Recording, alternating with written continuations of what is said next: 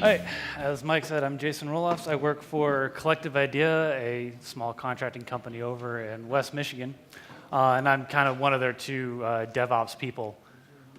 I've been professionally developing for 7 years and have ended up in an operations role of some sort for that entire time. So a lot of what I'm going to talk about here is stuff that I've run into, that I've done myself, that I've learned from, and basically, so this talk is about development practices and patterns and techniques that you can add to your code to make it easier for operations to manage and handle running your application on the internet. As has been said in a couple of in the talks before me, ops has a hard time enough as it is. The internet's actually a very dangerous place. There are constantly scripts running to try to exploit common vulnerabilities, and as the ops side of me, I'm happy when I can trust that the application that I'm managing runs on its own just fine without having to worry about it and keeping the firewall and making sure that scripts are at bay and throttling. Because when we run into the works fine in dev ops problem now, well, we've all been there and it's not a fun place to be. So that was start into things. First, most important thing that I find with any sort of project is documentation. Documentation always gets a bad rap. A lot of people do it wrong, do too much of it, don't like doing it. But documentation is very important for a number of reasons. Mainly being that you need to make sure that people understand what your application does and how it runs. And so any documentation for an application needs to answer these three problems. What does it do? Is it a game? Is it an informational site? Is it a CMS? Does it serve video? All these different types of applications have different requirements for hosting and being run on the internet. What does it need? Does it need a database? Does it need a caching layer? Does it need a load balancer? Does it do uploads? Does it need background jobs? Does it do any sort of image processing? Does it talk out to other services? These are very important things to know for an operations person trying to provision servers and figure out how to configure for your application to run. And of course, how do I get it running on my machine? If you can't even get it running on your own dev machine, how do you expect to get it running out in production? And so this type of documentation can come in like a README or in a couple of doc files, or better yet, if it's in something that is executable, like a proc file if you're using Foreman, or if you're got a bootstrap script, or if you're going with something like GitHub's Boxin. If it's an executable, then it has to be right, because you're trying to have just a one-click setup. And when I see applications that don't have documentation, it's always kind of a bit crestfallen, because now I'm going to spend a week trying to figure out what all I need. So documentation is very important. The next part that's been mentioned a couple of times now is kind of main of DevOps is deploy all the time. We should be deploying our code to a deployable, runnable state, even every day, multiple times a day. At minimum, at the end of your sprint or your iteration, you should have something deployed and running so that people can look at it. And this deploy should always be one-button deploys, like you cap environment deploy. Minimize the chance of risk of someone doing a deploy wrong by making sure it's all encoded, all codified, so that it's one button and you don't have to worry about it, and it just runs. And now when you're starting up new applications or small applications, Heroku's first dyno is free, so there's really no reason not to put something at least on Heroku for free just to give yourself a start, to have something to deploy so you can start understanding what your application needs for its deployment strategy. With that, I'm going to start diving into some things you can do in your code, and the first one is configurability of your application. As an ops guy, I love being able to configure an application. I'm not talking about the old J2EE days where you had mountains of XML files that were your application. That's a disaster. What I'm talking about is separating out what your application does to who it does it with. Your application needs a database. It doesn't care who the database is or where it is. You configure that the database is at this host with this username, this password, this port, everything. That's the type of configuration that ops really likes to see, because then it lets us easily tell an application on staging to talk to one database, production to talk to another database, and you make sure to keep those separate. And so the one pattern that I really do not like seeing is when these kind of configurations ends up in code. So let's say you have a class that talks to Redis, and it works in dev. You need to send it to this Redis host with this username and password. Well, now you need to deploy it to staging or production, and those need different host names and different usernames and different passwords, and you start building up this Rails env branch of passwords in the code. Not good, because for one, this stuff is now in source control, which gets spread across all of the developers on the product.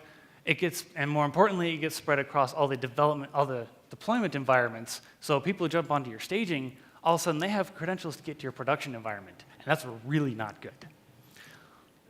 Ruby makes this really simple for us, though. I have an active record example of using a YAML file in your config. Prefix it with the environment you're working with, set up a couple of values, load it through YAML. Rails root gives you a direct access to that config directory, and there you go. It's no reason not to do this. So the two ways I kind of like to do config files, either one config file per service or one giant config file. But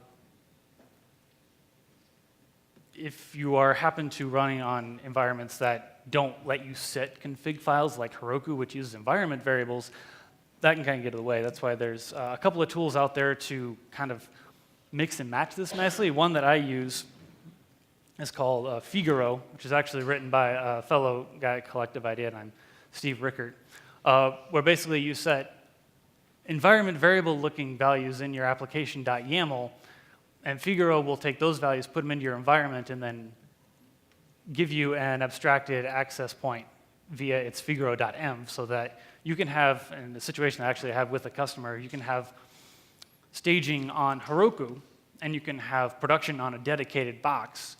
And in both places, the configurations are exactly the same. You don't have to worry about having any of that stuff leaking into code. Now, previously, I had that nested Rails env block, and that kind of is something that I've seen unfortunately a lot in Rails code, where people like to use Rails env dot to configure or change how their application works, and really not a fan of this practice. For one, if you have just a bunch of static information, like the domain of a website, the site, this is a configuration value. The site shouldn't care what domain it's being run under, and every time you make a new deploy environment or you change something, you have to come in, you have to change your code, and that's kind of tedious. This type of thing is really easy just to move into a config and pull it out using Figaro or whatever tool that you decide to use. Worse, though, is when your actual logic is split apart according to what environment you're in. I've seen this a couple of times, thankfully not often, but it's still something that scares me every time I see it. I probably have actually done this before, too. But once you have logic going through one path in your development and your test environment and a different path in your production environment, then you're not actually testing what's going on in production. And this is definitely something that you're going to regret, because doing it live is a joke for a reason. We don't want to actually do it live. The next step, the next part I talked about is threading and thread safety. Threading has been, I guess, kind of thankfully less of a worry with the Ruby environment and the Ruby community and the Rails community. We've been focusing more on multiple processes with thin and with passenger and whatnot to keep that at bay. But as we progress, being able to run multiple threads across all your CPUs using JRuby or Rubinius, making sure that your code is thread safe is going to become much more important. Rails gives us 90% of the way there. Most of Rails is thread safe. It has been for a very long time. We just need to make sure that your code does not end up breaking that thread safety. The first rule of anything with thread safety is share nothing. Don't share anything. There should be nothing that is actually saved in memory between requests. If you need to save something, put it in the session or the cookie, put it out into Redis or in your database. Because once you start sharing something, you can have, that's when you start opening yourself up to deadlocks and contention and memory issues. In the cases that you do have some values that you want to save per request that may not be easily passed around everywhere, there is this lovely little Thread.current hash. And so one issue that I actually ran into with one of our products at Collective Idea, the Harmony CMS, is we were sending exceptions to the exceptional service. And we store the current user and their email and their site that the request is dealing with out to exceptional. What we were noticing was that the user ID and the site didn't match up most of the time. And so what we ended up finding out was happening was, before each request, we set the current user and we set the current site. But knowing that we need to make sure that that stuff gets cleared out, we have an around filter instead that then clears out that information after the request is done. However, what happens if that request throws an exception, which propagates up past yield, and that clear never gets called? So the next request that comes through with this thread has values already set. The fix is easy enough. We change back to a before filter, and we clear information before we actually run the request, so we know we start at a clean slate. And as a side note, I haven't found a really good place where an around filter works better than just a before filter. It'd be interesting if some people had some ideas, but usually when I see a round filter, I try to turn it back into a before filter. Next section, something that we've had a lot of discussion about already today, but I feel is incredibly important in today's day and age, is security. Every developer, whether it's a website or an application, needs to have some idea of security in code. What they're doing, what opens security holes, what closes them, and how to make sure that they're not throwing something together that works but is just rife with security holes. And the first security hole I look for in Rails applications is attribute injection. And so Rails has for a long time had attribute accessible, attribute protected for specifying these attributes are available to come in, these attributes are not available, and blocking the good and the bad ones. Unfortunately, up until only recently, this has not been default on, so I've seen a lot of Rails applications that have this hole in them. And attribute accessible, I used to really like it, but it really does get in the way when you're trying to develop your code, because now everything in your app has to adhere to this accessibility, whether it's your tests or your models or whatnot, something that isn't coming from the user. And that just gets tedious and annoying. So this way is now considered deprecated, and the new way is what's called strong parameters, where your controller is in charge of which parameters can come in and be accepted from the user. This then gives you a nice single point of protection around the parameters, and also gives you some documentation on what the request coming in will look like, something that we didn't really have before. And then this opens up your tests and your internal application structure to not really care about these type of security protections. The next thing we all love hating is passwords. Passwords are the way to make sure people can authenticate that they are who they are. Obviously, we don't store passwords in plain text. We always hash them with some sort of MD5 or SHA hash or whatnot. Today, these should be considered deprecated. They're very easily crackable now. GPUs are incredibly fast, very optimized pieces of mathematical hardware that can blast through these SHAs at enormous rates. A single GPU can run hundreds of millions of SHAs a second, and when you start putting them into a cluster, this is an embarrassingly parallel problem. So the more GPUs you get, the more hashes you can get per second, and you have a 20 cluster GPUs can start pushing through, say there are like 600 trillion available 8-character passwords, and a single GPU can run through that whole thing in 16 days. 20 GPUs will do it in 19 hours.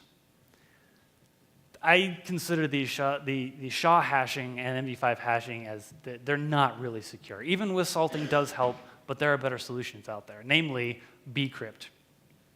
Bcrypt takes hashing one level further and says that bcrypt, the hash has a complexity value. And that complexity value then makes the hash take a very long time to generate. For example, setting a complexity of 5 running 100 hashes takes 0.2 of a second, and that goes up very quickly as you increase the cost. This cost has to be paid, so if you're throwing bcrypt hashes at a GPU, it still has to take that amount of time and process all that complexity before it gets it down. So you're taking 30 million hashes a second down to 10 or 20. And with that, you're not going to have a brute forceable hash system. And as hardware gets faster, you are able to re-encrypt these passwords with higher complexity to keep up with the growing hardware.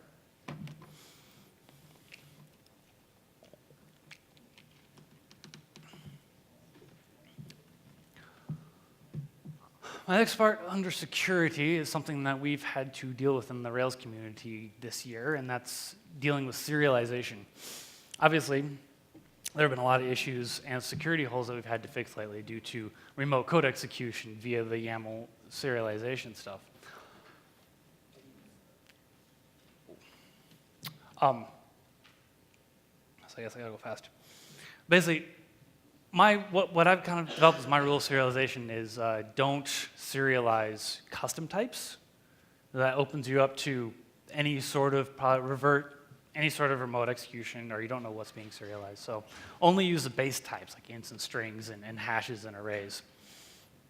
And an example that I ran into, I had an application that was keeping track of like a vehicle that a user selected as they're going through the process. So I put the car into the session. And then at some point I renamed the class from car to vehicle, and now all of a sudden people are jumping to the website and getting our lovely Rails default error message because it couldn't find the class anymore. So I was accidentally coupling my implementation with my data representation. Another serialization issue I ran into was eager loading was causing problems. Like I'd serialize this user into a background job. User had a whole bunch of followers. Those followers had a whole bunch of followers. It overflowed a MySQL text field, the resulting YAML, and broke everything. So, and really all you need is just the ID for the job to know what to do. And then plenty of other situations that you have to worry about, like cross-site scripting or clickjacking or cross-site forgery requests or past traversals, IP spoofing or cookie hijacking or researchers. I'll talk to that in a sec. It can kind of make you just want to curl up in a corner and just cry. But thankfully, there are solutions out there. A lot of these can be blocked automatically. We have a tool out now called Rack Protection, which puts in place all the protections for a lot of these problems automatically. Just hook up the middleware and you're good to go. And so with the researchers thing, when the security issues started coming out, in January, we put up a security page saying, hey, if you find security issues in Harmony, let us know, and we'll take it out. We'll put you up on our Hall of Fame page. Well, we suddenly got DOS like mad. People were hitting us with automated scripts and hitting our comment post on the blog and pushing thousands of comments a minute against our system. We have our spam tool was keeping track. It was marking them all as spam, but it was bogging down the system and getting really annoying. So we ended up finding this tool called Rack Attack from the Kickstarter group. And basically what the Rack Attack has a throttle module where you say, I want to limit to 20 requests over 60 seconds, and then you define what the request looks like, so it'll post to our comments, and then block on that IP. We subscribe to when it gets actually throttled, and then we insert it into the middleware. And from there, we end up with a nice, if someone hits us with a script, we throttle a whole bunch of junk. We only have a couple of comments coming in. We're good to go. And then one more thing added to this was what we call honeypot, where basically I put in a text field that has some random name that is completely hidden to the user, so bots will find it, fill it out, and we just say, nope, you're not going to actually do anything. So we just drop that really quick. Quickly, a couple of quick tips. Don't store stuff in the file system unless that's what you're building. Amazon's S3, Rackspace Cloud, they're really cheap, they're really fast, they're infinitely scalable. You don't have to worry about running out of space on your system. Those problems really suck. And Amazon S3 just today lowered the price of S3, so it's even cheaper to do it now. Don't schedule jobs between 1 and 3 a.m. because either they won't exist or they'll happen twice. Daylight savings will go from 1:59:59 to 3. The whole 2 o'clock realm is gone. And daylight savings time end goes from 1:59 back to 1 o'clock, doing the time over again. That can cause real problems. And problems with the next tip, which is don't write your own billing engine unless that's what you're actually building. If you put your billing engine to schedule payments at 2 a.m., well, all of a sudden you've got a day where you don't schedule any payments. Or if it's 1 a.m., you schedule a day that you've got double hits and you're not quite sure what's going on. I hate dealing with money. I try to stay away from it. These services are awesome. I love them so much. To finish up, just a couple of services that I like to use. We know a lot of these. Pingdom for monitoring, New Relic for performance. Instrumental is a StatsD graphite type aggregation service. Throw your stats at it, they give you nice graphs. Loggly and Papertrail have used for aggregating our logs through syslog. They're great tools. I highly recommend them. My favorite tool is one that tells me when something doesn't happen, like when you log into your system and you see that, oh, hey, my backups haven't been running for a month. Oh, crap. Deadman Snitch will tell you that you've missed something. Run some task, curl to your snitch, and if Deadman Snitch doesn't get that within a time window, you get an email or an SMS saying, hey, this is not running. I love this service. It has saved me so many times already. I highly recommend it. Go check it out. It's Deadman Snitch. And that's all I have. I'm Jason Roelofs with the Collective Idea, my website, GitHub, and Twitter. Thank you.